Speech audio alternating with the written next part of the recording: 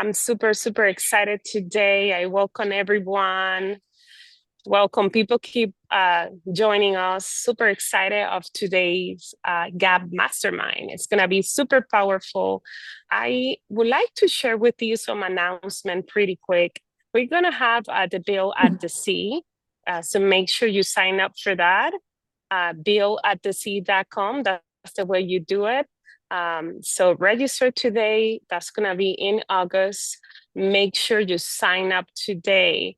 Now, I would love to start by introducing my dear friend, amazing human being, Peggy Delano. I would like to say a few things about her.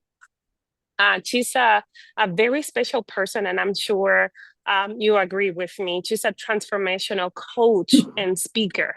Over 20 years of experience empowering individuals and teams through mindset, leadership transformation. She's also a certifying breakthrough. She's also an expert in energetic boundaries and clarity. So energy is everything in business. She's authentic. She's leadership through inner work, guys, client to rewind limiting story and rise into their most authentic and impactful leadership life. So everyone, please welcome Peggy Delano. Thank you so much for being here. Peggy, welcome. So excited to have you.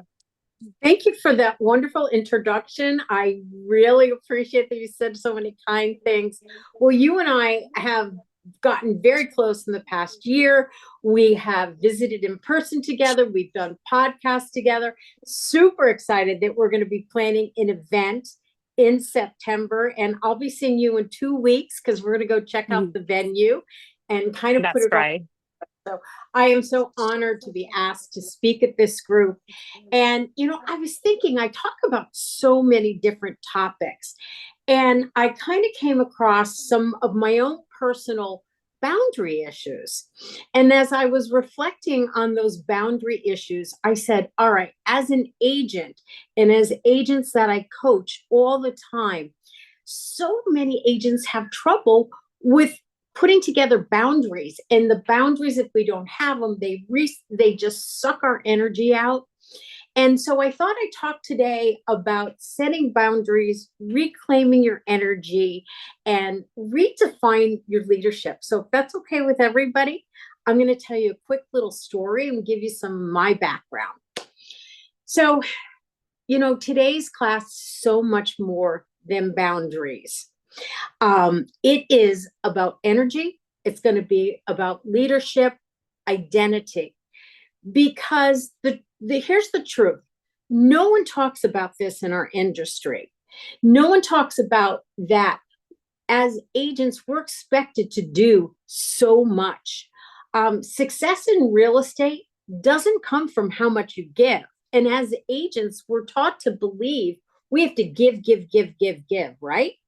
So our business comes from how clearly we show up as leaders. Every single one of us on this call and in the industry are leaders.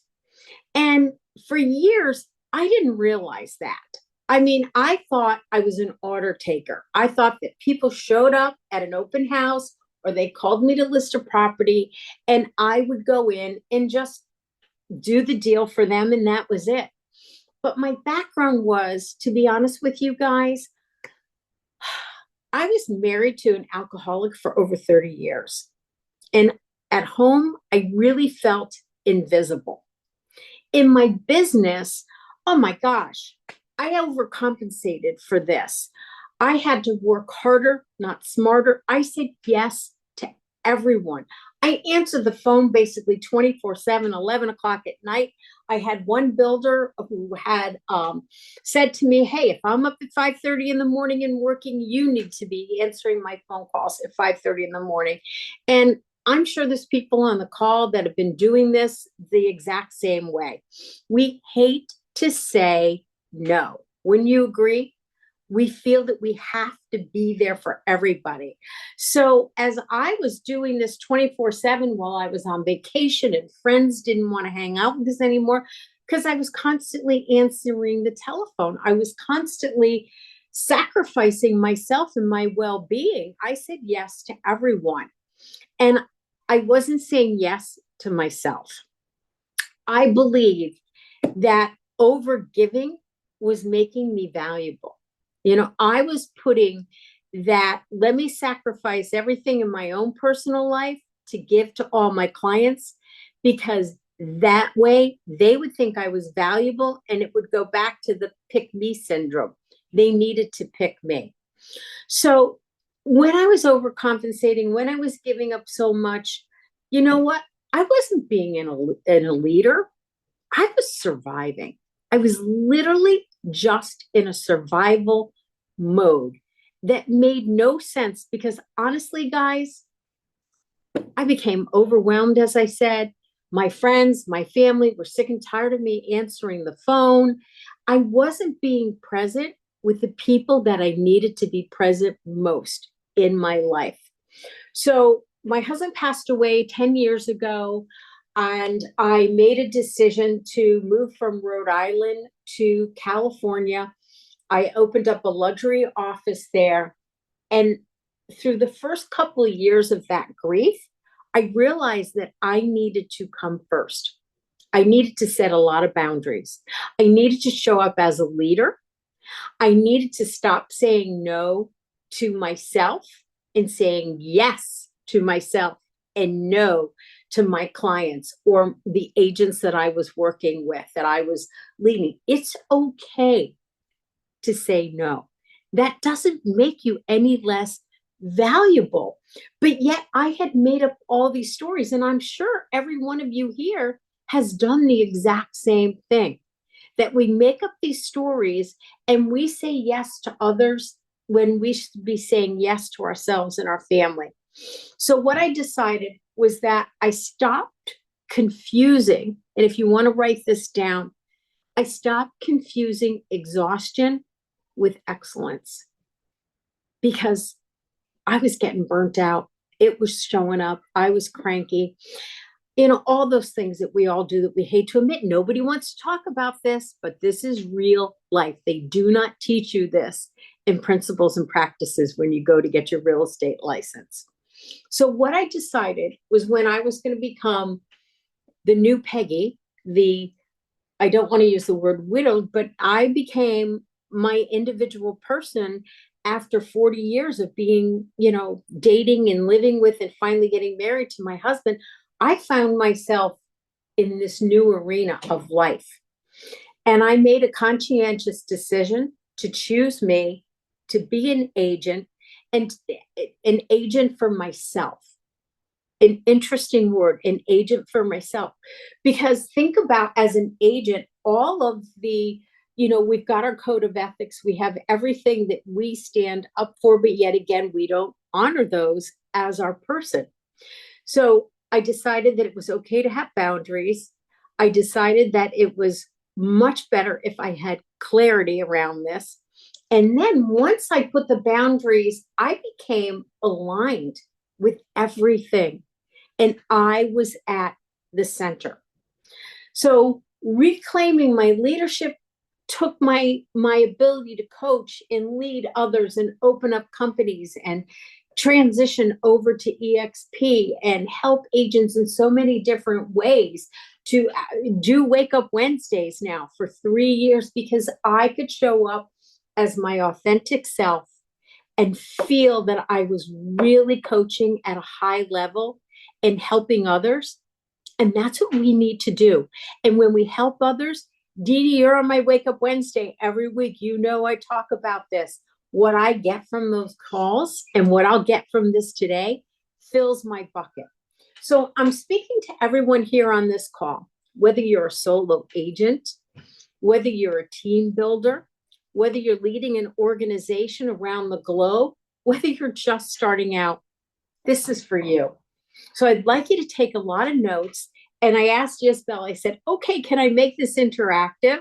So I'm going to be asking some questions, and I really would love for you guys to, if you can, unmute yourselves or come off the camera.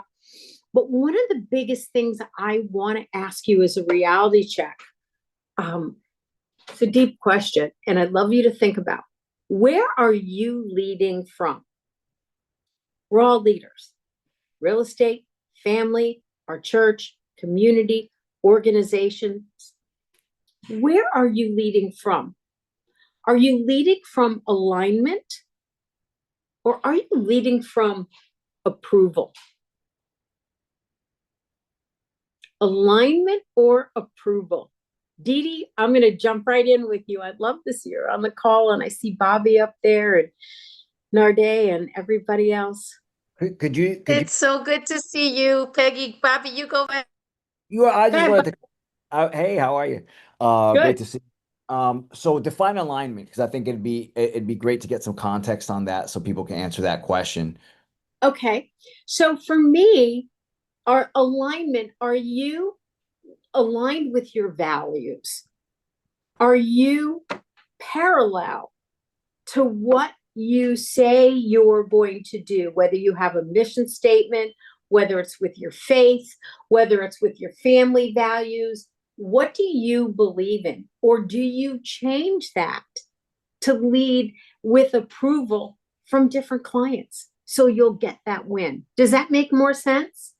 Yep. Whether it's clients, friends, family, who do you show up as? Are you alignment or your authentic self? I think those words are interchangeable. That's a good question.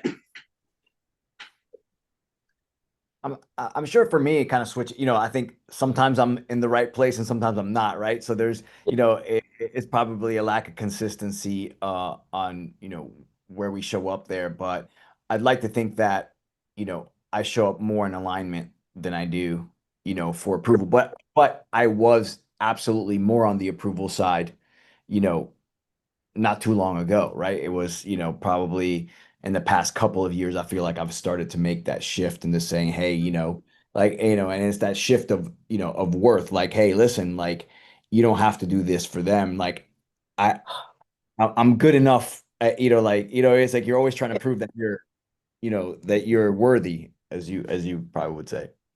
I do say that. That's great. May I ask you a question, please? Mhm. What was that change? When did you notice that you were changing and that approval went to, wait a minute, I might be bending some of my standards, some of my beliefs? Was it a pivotal moment, or do you have an example of one particular thing that happened, or did you just kind of gradually seeing it as you evolved? I think we all tend to change when we hit either a low point or a frustration point, or we go Mhm. into a storm, right? And I think at past couple of years, I had, let's say starting about 3 years ago, I started feeling in some of those storms where I was getting frustrated. So on one side, I was frustrated with the outcomes of things that I thought were supposed to turn out a certain way. Oh, yeah. Um, but at the same time, I'm always a student of the game. I had been be elevating my game by doing things outside of real estate and being in other arenas where I was seeing my value there in a different way. And so I started to think, well, wait, listen, like I know that outside of real estate, I can add a lot of value to this, and things aren't going exactly well here. Like, let's go ahead and reframe the standard, because I know that I belong, you know, playing in this Yes. game. And I got to stop playing small. I got to start playing bigger, and then it was kind of more like leaning on God and saying, okay, cool. Well, where is this leading me? Right. And I don't know if I That's have the exact answer yet, I'm on my way. Bobby, you got the perfect answer for where you are right now today. The fact that you said reframing and you're aware of that. Once you become aware of that, it kind of is very subconscious and it starts to automatically do it. So there is no right or wrong answer on this. You're doing it. Thank you for sharing that. I really love that. Thanks. Okay, Dee That Dee. was such a that was such a good answer, Bobby. You stole a lot of my things, but it's something to really think about. And I appreciate you being here, Peggy. I enjoy Wake Up Wednesdays. If nobody has joined, or those who have joined and have missed out, join back in is wonderful, and I love it. And Peggy, great question. I think I evolved with age and knowing that not pleasing everyone is better as a people pleaser, trying to evolve from that. A lot of my work has been with pleasing everybody else, and I would work my butt off. Nobody saw the behind the scenes, the Right. frustrations, the long hours, the exhaustion, and also the taking away from family. So I think as my daughter is getting older, entering her teenage years, I do not want to miss out. I want to lose her. Mhm. Uh, so I want to keep my family intact. So a lot of it is aligning with my family. If I have family time, then I have time for everybody else. You know, like my family Right. first and then everybody else. And sometimes I'll miss out on good things, but I can always make up for all that stuff later. And I just have to it's- just focus on evolving my business, aligning with my family values. And it's really important. I don't want to lose myself, lose my family. Values are Oh, so important. And Bobby stole a lot of my stuff. So that's okay. You good take answer, Bobby. But it's great so true. We don't want to knowledge. lose ourselves. Mm-hmm. And I'm Yeah. so happy that you reached this point, Peggy, too, because that's really you went through a lot of pivotal moments there. And for you to be here with us and seeing you happy and Thank you. transformed is amazing. To take on Wake Up Wednesdays, third year, congratulations. Thank you. It's inspiring. It's inspiring, and for you to be here, I love that you're doing this. Thank you so much. I'll give somebody else a chance.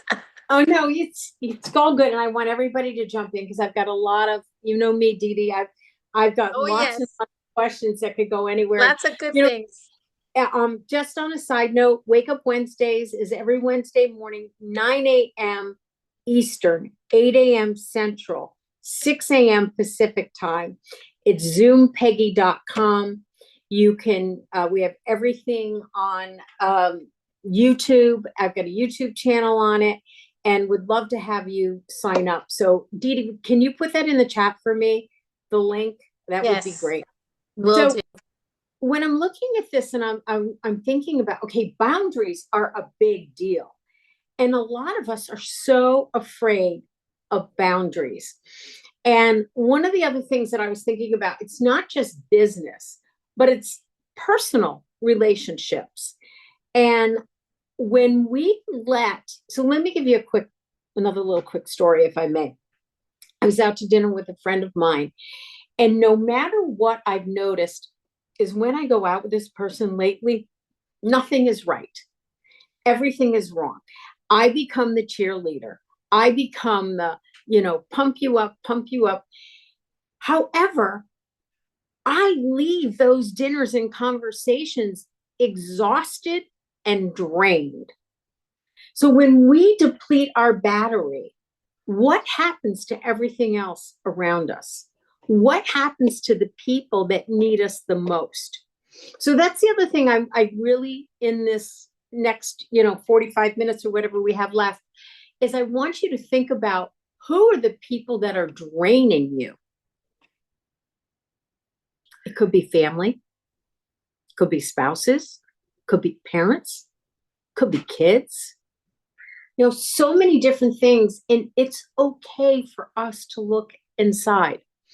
So when we're looking at how we're leading and setting up our boundaries, are you running your business or is your business running you? Who's running your business? It's kind of like that, is the tail wagging the dog type of thing.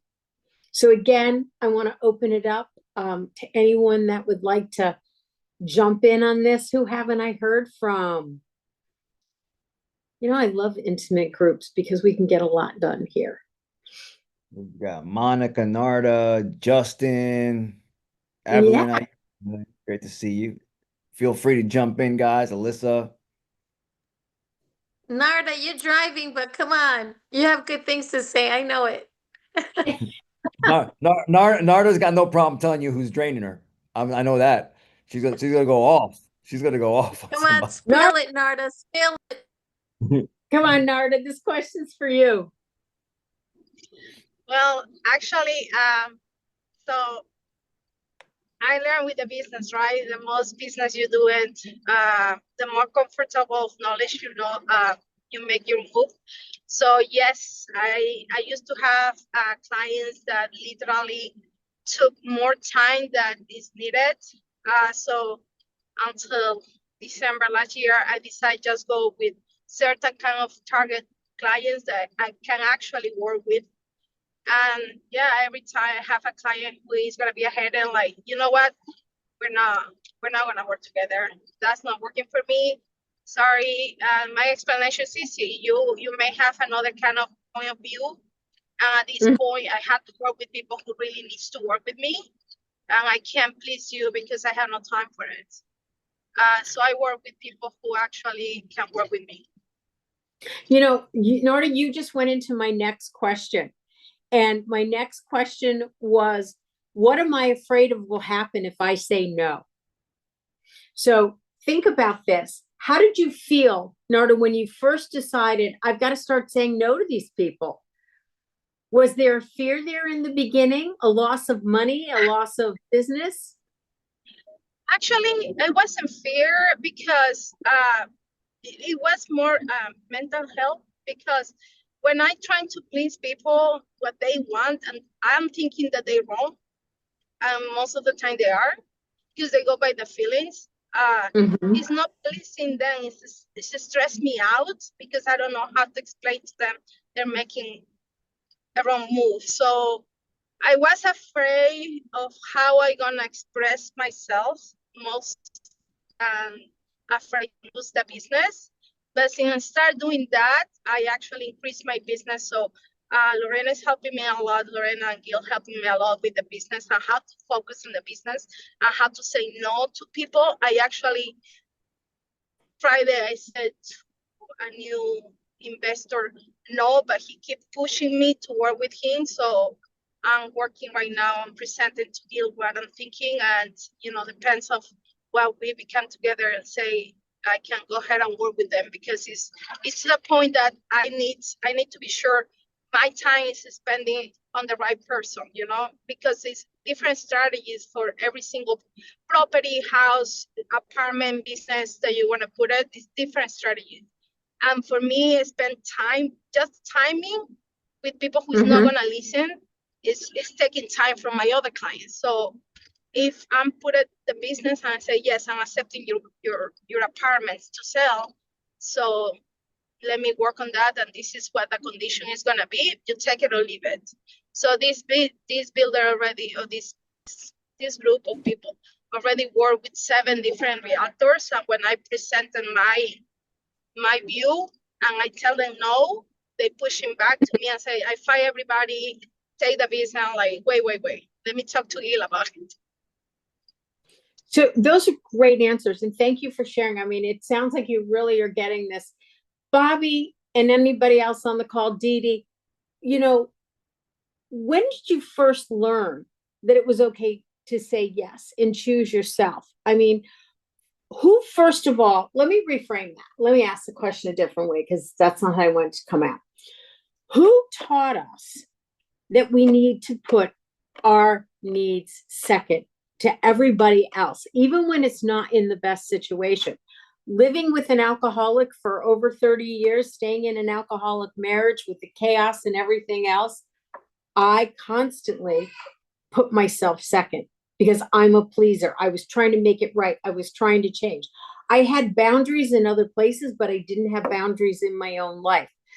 And I look back at things my whole life I was trying to please. So can you guys remember when you decided, okay, other people need to come first? Was that your family values, how you were brought up?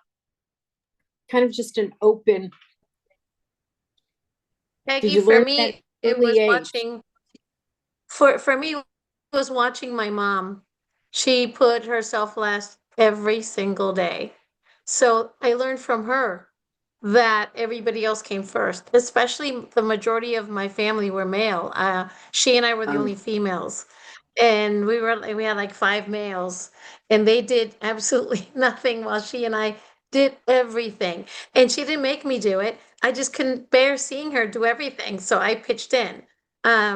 So watching her, I think, and also her advising, like, stay quiet, stay in your little corner, don't make a big fuss out of things, be kind, be friendly, don't step out of line, don't be confrontational. So I learned all of that stuff and I had to unlearn everything. She's a kind Mhm. person. She was a kind person.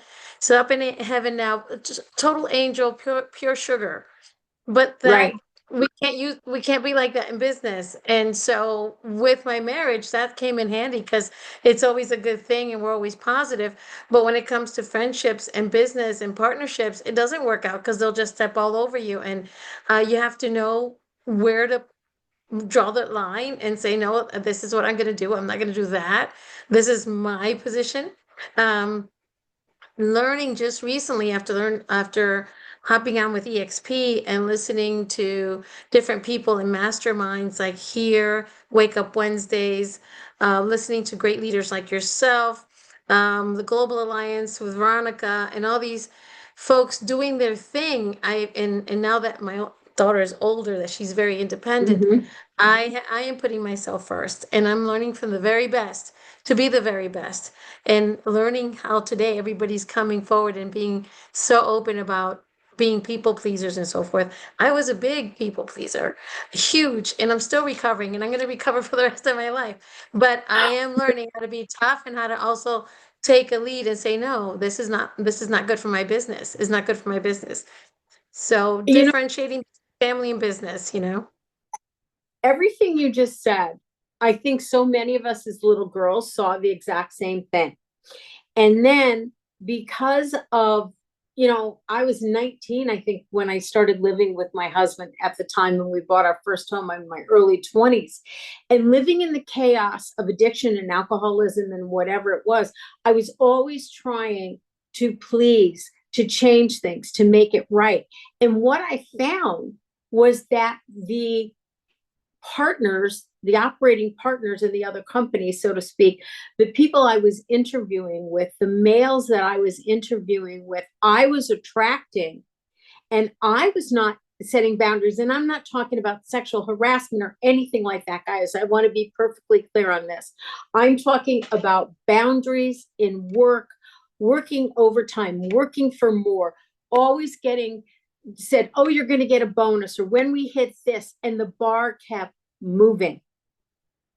And I'm wondering, wow, I just had a flashback. I'm going to ask you this question that just came to me. Did I work harder for the sellers, for male sellers, or when I was working with a female seller of a home? Oh my God, I think I did. Because look at what I just talked about. This is why I love these groups. We all have aha moments. This is why I say I get more therapy from you guys. So the builder, I wanted his subdivision so badly that I was willing to answer the phone at 4:30, 5 o'clock in the morning, or if he was up late at 11 o'clock at night. Dee Dee, this is so empowering for right now and freeing, because we tend to mirror what we learned before. So couldn't control my relationship, and I was always looking for approval with my marriage. That I transferred that over to the clients that I picked to work with. Would you agree? Mm-hmm. I So, agree. I agree. And when I started in my career after college, it was film and television, and there weren't many women on the set. So a lot of men controlled the set, controlled what we had to do, and it was like, "Dee Dee, do this." I'm like, "Okay, I'm on it. I'm on it." I wanted to please because as the only female, I said I have to come across as very strong. I can do anything, and I'm easy to work with, a team player. So everything they said, and then I started taking on their jobs, and they were kind of chilling in the corner while I was running around the set. So a lot of that stuff also comes from family because I would do everything for my brothers, their laundry, the ironing. So it was easy for me to work in an atmosphere where all the men and take orders without saying, hey, no, I'm not going to do that. That's your job. We're in a union, this is not, we can't do that. So also just, I didn't feel intimidated. I just felt like I had to do my part and be a team player. But I learned early on not to draw boundaries. And now I've learned to do that. And I admit it was really hard to do because it's so ingrained, It to is. be, yeah. So it's It really hard to absolutely. break out of that. So, Bobby, coming from a male point of view here, how have you set boundaries? Did you have sisters? What kind of influence did you have in your family dynamic? Yeah, I was thinking about this because I'm sure everybody on the call is just a little bit different, coming from different places. So I do have an older sister, 4 years older than me. Um, and similar to Dee Dee, I think the people pleaser part probably came from mom, right? Okay. But my dad was kind of, I had kind of an interesting dynamic because I feel like my parents were very different. Like they were on two ends of the spectrum. So I Oh, think that wow.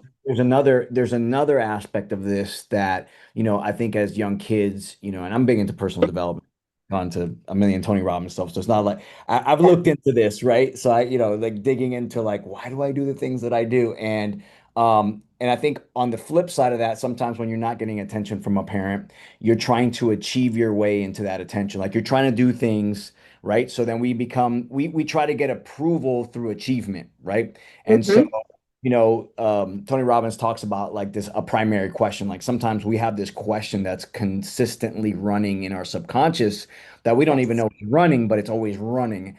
And when I Hmm. when I went to the first Unleash the Power Within, I realized that my question was, am I doing enough? Like, am I doing enough to achieve my goals? Am I doing enough to fulfill the potential? Am I doing enough to do this? So there's an inherent lack in that question, right? That Hmm. the assumption is you're not doing enough. So it puts you in that consistent kind of like battle. And that is where the exhaustion will come from, right? Like that is, I could tell you that's definitely where my exhaustion comes from. It's like, you feel like you're fighting all the time and you're trying to get the thing. And then you hit these markers and then that's not enough. And then, like you said, you push the bar out and then you're going to be like, okay, am I doing enough to get to this part? And Exactly. so it was a little bit of both for me. I think definitely there's part of me that wants to get approval through pleasing. And then there's another part of me that's like, man, if I could just hit these things, then I'm worthy, right? If I could just hit these markers, Yes. then I'm worthy in that goal. So it's a little bit of both, of those, I of love the, it. I love what everybody's saying and how it transitions over into our job as agents. And sometimes I just want to blow this whole thing up. There was a point in my career burn it where my down. burn it. That's what I say. Burn the scripts. That's my whole coaching company. Burn the scripts. Rewrite your story. I was so I wanted this listing so bad, and it was a high profile person in our community. It was my neighbor. They knew that if they called me and they were away and there was a showing, I would run up there and make their beds, clean their house for a showing. We had no boundaries. Somewhere in the training of being realtors, because I see this all over the country, folks, and I bet you it's all over the world. What is it in our job definition that says we got to go and clean up everybody's messes? We have to go in and fix everything. We have to fix their finances. We have to fix their family dynamics. We have to have these really hard conversations with their spouses and everything else. And yet, the public sometimes doesn't see our value. So I get on this of, okay, it's got to start with us. And as leaders, and especially being with EXP, think about this. We have an opportunity right now. Yisbel and everybody, they're all over in Barcelona. We have people traveling around the world, opening up countries. Are we going to carry these beliefs? How are we going to show up with our organization? How are we going to, whether we lead as a solo agent, we have to have boundaries for ourselves. We have to have boundaries for our clients. What's it going to be like to have boundaries when we go into other cultures? We've got to break the mold that realtors can be told, go jump, and we go jump, because realtors are people pleasers. Our end goal is to get that listing or to make that sale. And it's been embedded in us, and it's never been taught until recently that we can reframe and rewrite the definition of what we do. we get to choose what our real estate practice looks like. Wouldn't you guys agree? So one of the affirmations that I wanted to tell you and share with you, and I wrote it down, so let me just say it right. I am no longer loyal to the belief that I must abandon myself to succeed. I am no longer loyal to the belief that I must abandon myself to succeed. So when I was, again, doing this class and thinking about it, redefine what our role is as a leader and be able to go out and set boundaries. I've fired clients. I love that people talk about firing clients. We never want someone to see that we need something so badly that we're willing to give up everything, because let's face it, guys, it's not going to work. I can't see the whole chat. Dee Dee, jump in and just say, what would you say? Would you put in the chat, please? Well, I just put in that I love when Veronica, she's really cool. She writes everything like, if you leave her team, she'll welcome you back and all that good stuff. She's really about accepting, and it's okay to make mistakes and think there's, something better out there and coming back, and she welcomes him back. But at the end she goes, but I do still have an no a-hole policy, which she draws the line. She's like, you know what, I'm accepting and all that.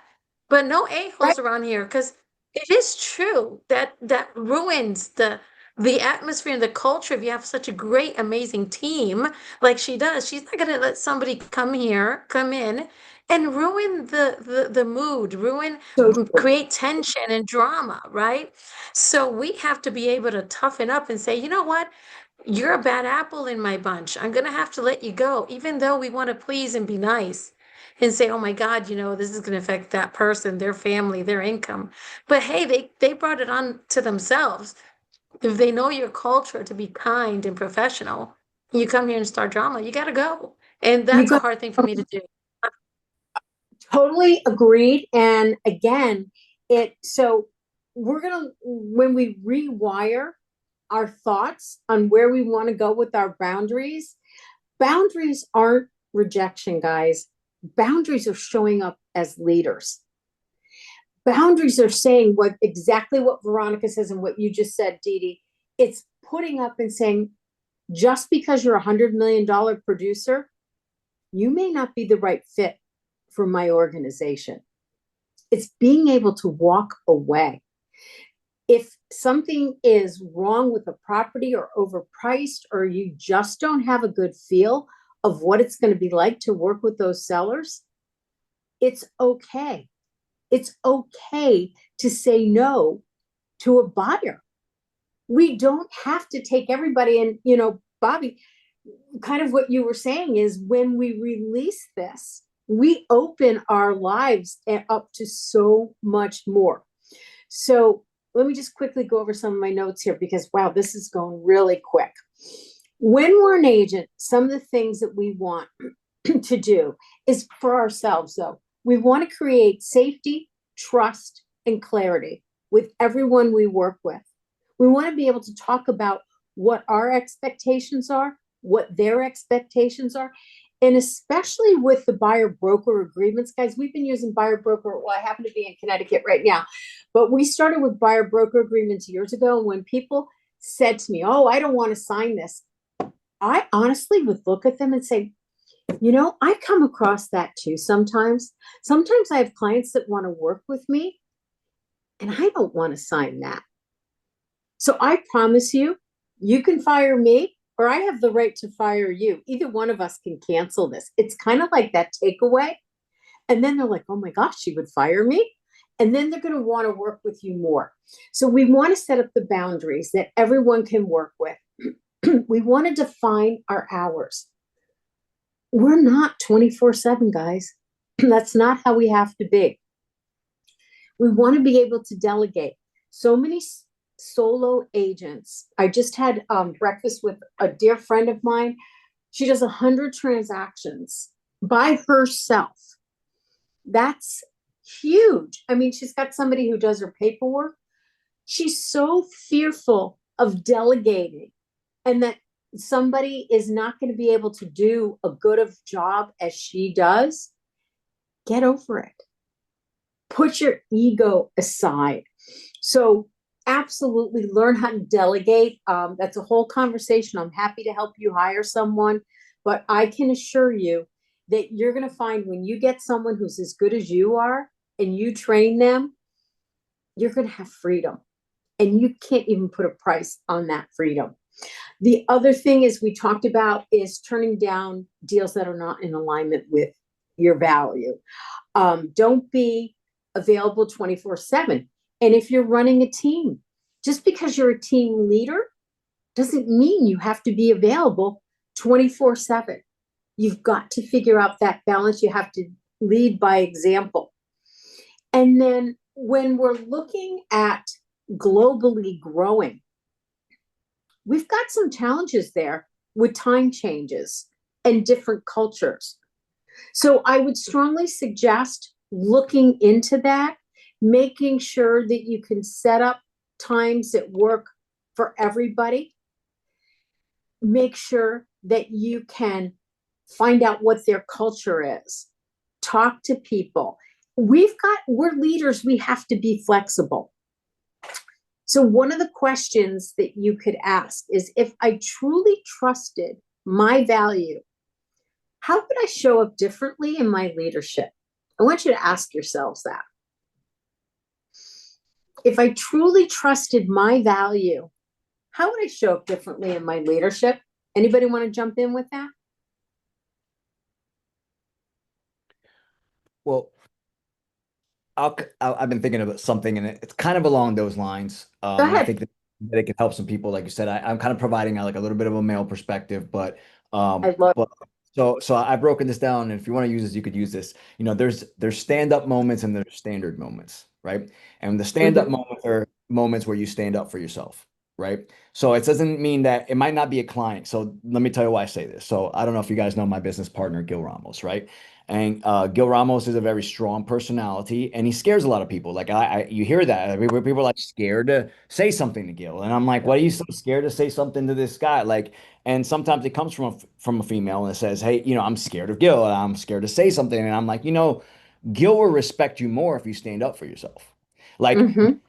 when you let people with a strong personality run you over, they don't respect you. Like, so in other words, it's like it's actually not helping you to not stand up for yourself and say something. If you don't agree with something he said, I certainly do. If there's something Gil said, I was like, nah, I don't agree with that at all. Like, and he's like, hey, I'm thinking about this, and I'll be like, that's a hard no for me. Like, and it's like, so, but what you realize is that through that two things. One, you're going to get a lot more respect this way, right? Mhm.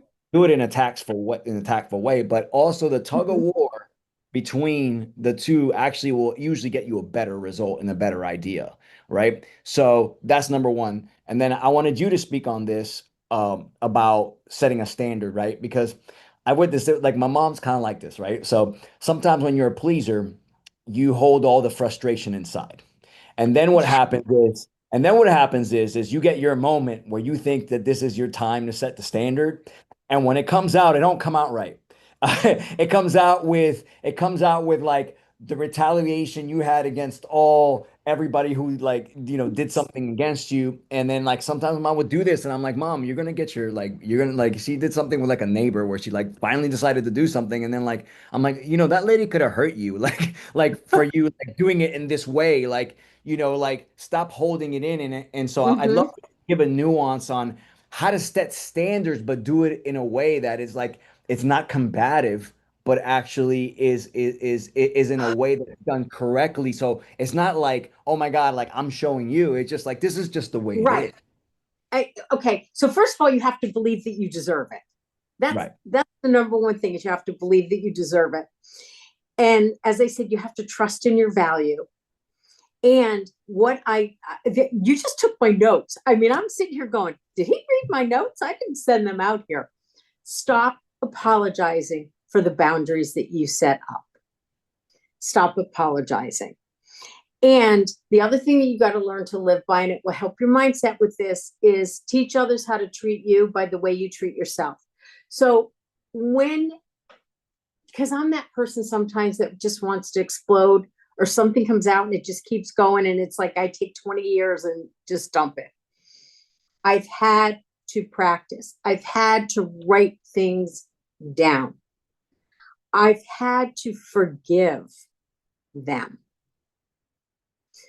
Once I forgive something or I forgive someone, it kind of softens me because I'm not that hard anger thing. So if you see and somebody keeps crossing over your boundaries and crossing over your boundaries, you might have to have a conversation with them. There's that book, Fierce Conversations, that came out a few years ago.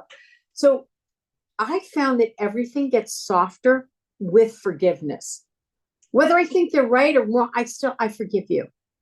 There is an exercise, Ho'oponopono, which is a Hawaiian culture. I forgive you, you forgive me. And I really had a hard time with that in the beginning of, why am I forgiving somebody first? Well, you've got to. You've got to forgive someone, and then they will forgive you. So does that help you a little bit if we can get people to understand forgiveness? Doesn't it make it softer? Because you're not holding on to all that anger. Okay. Yeah, something Tony Robbins, would say is like, they're doing the best they can with the programming they got, right? Exactly. So if you can understand that if somebody's treating you in a certain way, that they themselves were treated probably way worse, and this is how they got this framework, right? Then you can be Right. more empathetic and forgiving and say, hey, they're doing the best they can with the programming they got. Doesn't mean you have to shift yours. It just means You don't, that you can give, right? and That's a you good point, Bobby. That's a good point. Yes. and you He's don't know, Didi. Yeah, sorry, I didn't mean to cut you off there. no, that what Bobby just said about you doesn't mean you have to change yours, but Mhm. just understand theirs. Yeah, absolutely. Stay in curiosity. When you are working with a buyer or seller, because that's what we do, and we're building organizations and talking to people, we don't know what's going on, really. We don't know why someone might want to leave a company or not leave a company. We don't know, really. Is somebody selling because there's a death? Is someone selling because there's a divorce? We honestly don't know. Be able to stay in curiosity and forgiveness. So I also wanted to be able to go over quickly, how do you spot these energy leaks? All right. You said it, Bobby. Common red flags for us: guilt for saying no. Oh my gosh. How many times we feel guilty? We're made to feel guilty for saying no. And that's a learned behavior in us, because it's taken us years of our families, our relationships, whatever it is. You're not supposed to say no. And then we feel guilty. So we've got to be aware of triggers with us. It's okay. Don't do anything with resentment either. Try and clear up this resentment thing. Don't let people cross the line without speaking up, because if you don't speak up, it builds up and it comes to a boiling point, and then sometimes it's not recoverable. And honestly, guys, we end up looking like the loser there. So another affirmation that I wrote down is, I can be kind and clear and generous and grounded. I don't have to be that angry person showing up all the time, pointing the finger. We're going to start this, set the example. We are going to start to show people our kindness, our love, and we're going to set our boundaries with our clients when we're supposed to have buyer seller consultations, right, guys?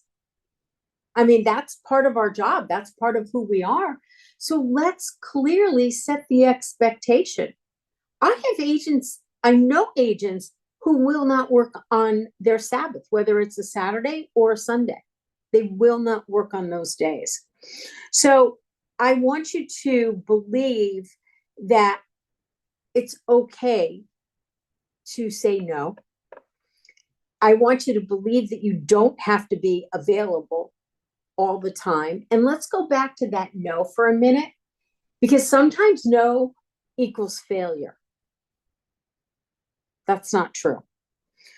And another affirmation is that I am worthy of success without sacrifice. I lead from alignment and not from performance. So, okay, we're getting close. I've got pages on this, guys. Let me just look at this really quickly to make sure that there wasn't anything. Boundaries do not limit your business. They build it. They don't repel your people. They attract the right ones. The moment you reclaim your energy, you reclaim your power. Go forward as aligned, anchored, an unstoppable leader, because you guys already have this inside of you. And you just start taking these tiny little steps, and you're going to see that people are going to notice. They are going to notice a difference in you, and you're going to set the example. Don't forget, remember how we mirror and match? We've all been taught that sometimes we're supposed to mirror and match. Well, the other thing, I worked in customer service for over 20 years at American Airlines. One of the things, total opposite of mirror and matching, is when an irate customer, planes canceled, whatever, you know, all the stuff that happens. You know how irate people get in it with airports. You go lower. You don't mirror and match them. You don't go up. You go lower. You go lower. You go lower. So there is a time to mirror and match, and there's a time to just set your tonality. You've got the power. You've got the leadership. Again, boundaries are your power. Boundaries are going to set you free. Got a couple of minutes here. God, this went by fast. Thank you guys so much. Any questions? I have one, Peggy. I have one about setting limits of giving and stuff. We're supposed to share because EXP is about sharing, not gatekeeping, and sharing with other brokerages and so forth. Where do you set the limit on sharing and not becoming a free knowledge base, or, you know, being taken advantage? Because so far that's happened twice, I felt, with agents that I was trying to invite. So they ask for this and ask for that and brain pick, and I just give all kinds of information and they run with it. They don't come over, but they keep coming back for more information because they don't want to do the research. So about the new laws, about the new NAR rules, and how do you do your paperwork, and how do I do this? But then they run with it and they don't do anything. And where do you set the limit where you say, okay, that's it. You know what? You're not coming over, so you know you're on your own now, kind of thing. So, okay, and this is off the top of my head. And if you were the agent that was doing it to me, I think I'd say, you know, Dee Dee, I love that you have so many questions and your business is going great. And don't get me wrong, I'm here for you. But think about the time it takes for you to contact me, for me to get back to you. You know that if you were with EXP, everything would be right there at your fingertips. How many deals more could you do with us when you don't have to go and track me down all the time?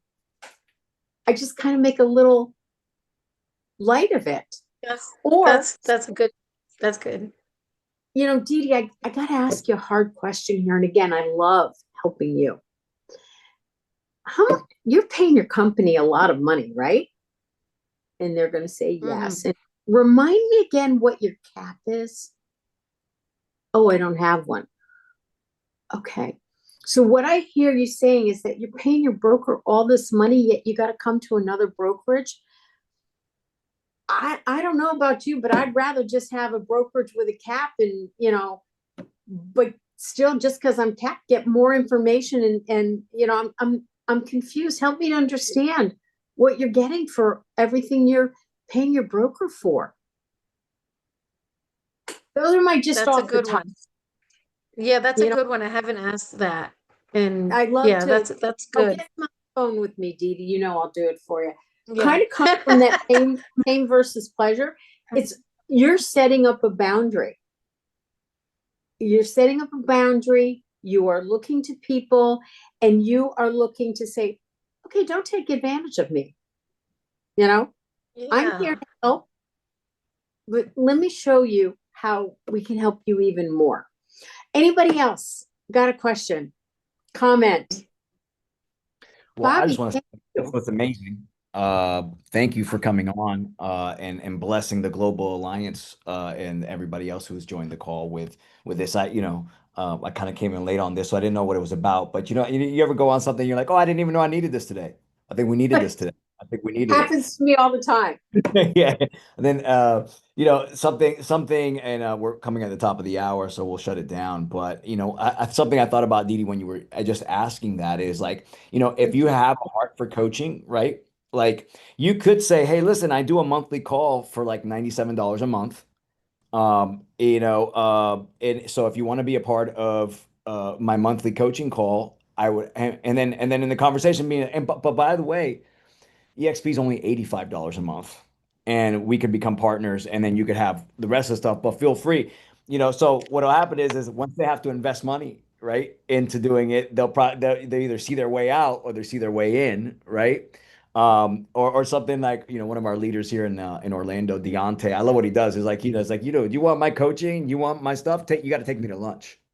Like, in other words, there's got to be some buy-in, right? Like, you're gonna get something from me, and I'm gonna get something for you. It's a buy-in, right? You want my time, dude. I gotta eat lunch every day. So, if you want to go ahead and I go any day of the week, if you give me at least 24 hours notice, you can take me out to lunch. How about that? So there's an investment one way or the other. So, Love that, The law of Bobby. reciprocity, right? that's right. That's Um, right. Hey, you got to invest. And you know what? If they don't want to invest, they're not going to call you anymore, right? They're not going to call exactly. you. They're not gonna do that. So Dee Dee, this is for you and everybody else. Here's a declaration when you've made the decision to set your boundaries. You can put this in your journal. I am no longer available for. I'm no longer available for fill in the blank. I now honor my energy by. Mm. I Not by trust my, like this by, but like by doing yeah, this. by. Yeah. Because Narda was like, I'm honoring my energy by, and then just hang up the phone. That's what Narda wanted to do. That's what you wanted to do, Narda. I know you.